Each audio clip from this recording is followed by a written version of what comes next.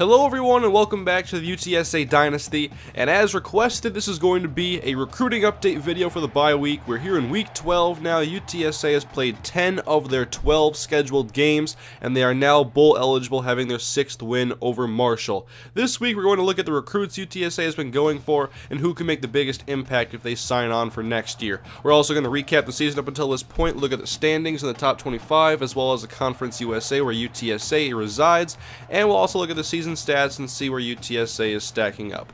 Only one player has signed on so far for next year with UTSA. They have 29 holes to fill, and this is one of them. Keith Cowan, an outside linebacker, 6'2", 231, a 3-star caliber player. We'll take a look at his ratings in a little bit, but now let's go to the recruiting board. First off, we're looking at the team overview, and I was wrong. It's 24 seniors UTSA has to replace. In fact, they have one player graduating at every single position on the team. So there's going to be a lot of holes to fill next year. It's going to be a very different looking team, I believe, next year.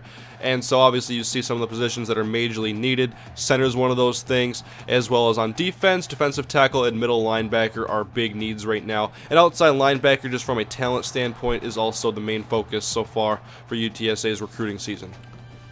Outside linebacker is the #1 need right now, ranked for UTSA. They have to get better in run defense, and they can't let running backs get 6, 7, 8 yards a chunk with ease, and that's why they have targeted Chris Washington, their top prospect on their board out of California. He's a 6'2", 213-pound outside linebacker that has speed, good acceleration, a great tackler, and that's the thing UTSA wants right now. They've gone for coverage linebackers in the first couple of years, and now it's obvious they want to get their run stoppers in place. Next up, we're going to look at Brandon Ford, who's another outside linebacker. It's a high-rated prospect they're going for out of Odessa, Texas. And this guy's also a great tackler in his own right. Not as high-rated as Chris Washington, but I believe if he comes next year, he'll probably start, probably his first year. He could start definitely.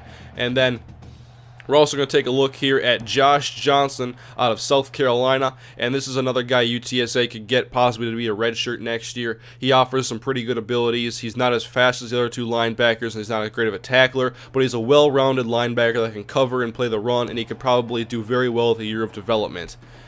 Last guy we're going to look at here is Cedric Parker out of South Carolina as well, and he is a fast outside linebacker, and he could offer a lot of versatility to UTSA's defense, especially if they can get him in conjunction with some of these other outside linebackers. They could give defenses a lot of different looks next year, and possibly put in some new blitz packages that would make the defense completely different. Now, the only guy UTSA has recruited so far and committed is Keith Cowan out of Pearland, Texas. He is likely going to be redshirted next year, but he's got good speed and he's got okay coverage ratings, and we're thinking that hopefully with a year of development he can end up being a contributor at some point. This year we've seen Dominic Carter actually play very well at middle linebacker, but UTSA is still looking for Kyle Jones here out of Ohio. He's a 5'11", 248-pound middle linebacker, a 4-star caliber prospect, and he is a little bit shorter than you'd like at middle linebacker, but this is an interesting dynamic now. Just listen to this. If UTSA can land a middle linebacker like Kyle Jones, an outside linebacker like Chris Washington, and get depth in those areas, it's possible next year we could see a lot of 3-4 defense, because Dom Carter is almost too good to take off the field right now with the way he's playing on run defense, and next year UTSA could have the talent needed to run a 3-4 or a hybrid style defense. I think it's obvious that UTSA has to strengthen the interior of their offensive line.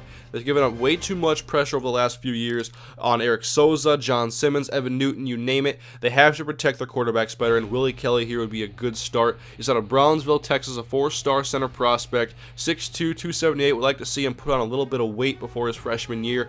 He's a pass blocker, which obviously UTSA has needed the most help with, and hopefully he would give UTSA more of a presence on the interior line. Remember when UTSA had to cut a bunch of receivers in order to meet the roster requirements in the preseason?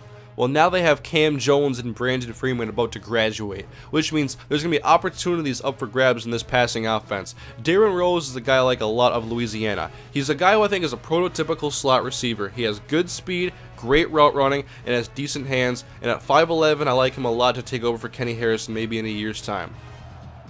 The emergence of Kyle Nichols in the secondary has given UTSA fans a lot to be excited about on the defensive side of the ball. But now Darian Starling is going to be graduating, which means UTSA has to get some more defensive players in line to hopefully help replace some of these senior graduates.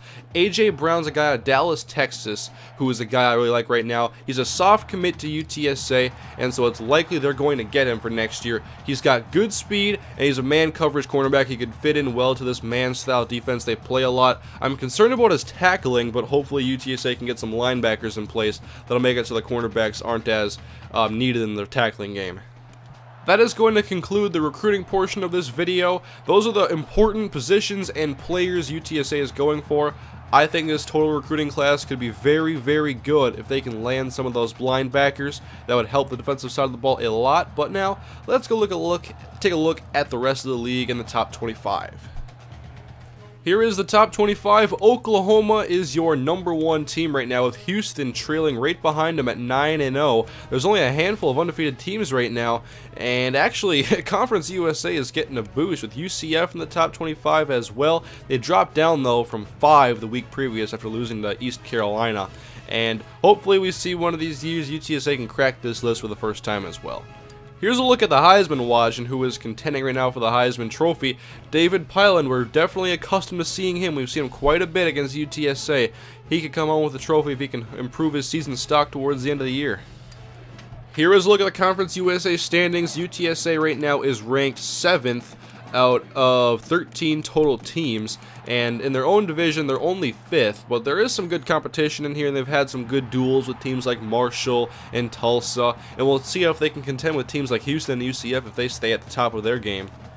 And now we'll conclude this video by taking a look at the stats for UTSA up until this point. Remember, they've played 10 games so far. Evan Newton has been their #1 quarterback, obviously. John Simmons has had his starts, but Newton has 1,300 yards, 10 touchdowns, 9 interceptions. Simply has been more dynamic and has made more big plays in the offense. Running the ball, David Glasgow has been the senior starter, and we've seen Anthony Banks also as a sophomore get quite a bit of playing time out of the shotgun. And so I like this system that UTSA has with both of their running backs. I'm interested to see what they do next year when they have to replace David Glasgow and find a new feature back.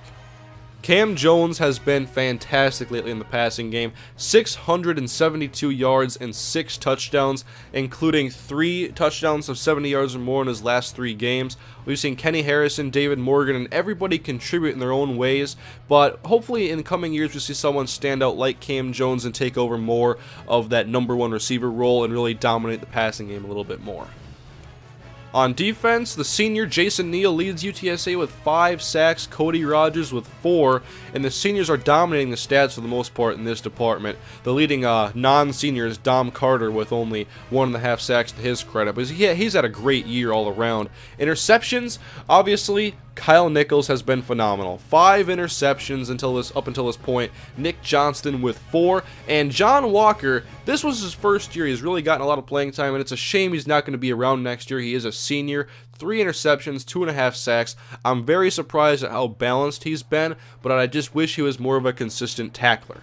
Alright folks, that's going to conclude the Week 12 bye-week video. Next time we see UTSA, they'll take the field at home against Tulane, a 1-5 team in conference. UTSA has a good chance of getting their 7th win on the season. We'll see if they can next episode, everybody, but hopefully you enjoyed this video, and let me know in the comment section which recruits you want to see play for UTSA next year who could make a big impact. Thank you for watching, everybody. We'll see you next time.